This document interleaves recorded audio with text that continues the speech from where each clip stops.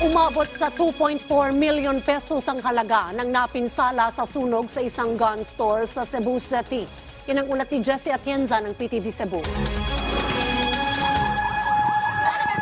Mabilis rumesponde ang mga bumbero sa inalarmang sunog sa Barangay Cogon Ramos sa Cebu City pasado alas 11 ng tanghali. Ang nasusunog, isang gun store. Nagsilabasan ng mga empleyado ng mga kalapit na mga opisina.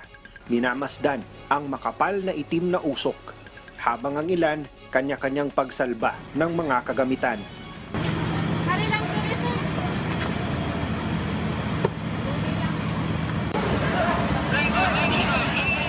Kinailangang magsuot pa ng breathing apparatus ng ilan sa mga bumbero dahil sa kapal ng usok mula sa loob.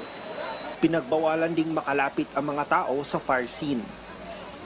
Halos mapuno itong kahabaan ng Hako Salim Street ng mga fire truck mula sa iba't ibang fire station sa lungsod ng Cebu. Dahil nga sa napakamasela ng sitwasyon, dahil nga sa gun store itong kasulukuyang nasusunog. Yung mga empleyado naman nila sa loob ay dali-daling binitbit yung mga binebenta nilang produkto gaya ng mga baril at mga bala. Ingat din ang mga bumbero dahil may mga bala sa loob ng gun store.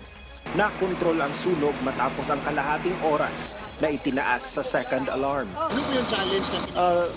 Siyempre yung safety natin ng mga personnel kasi alam natin mga bala sa loob.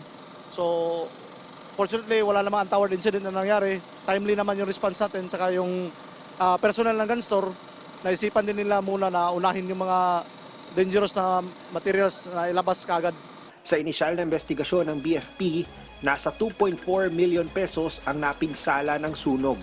Wala namang naiulat na nasaktan sa insidente.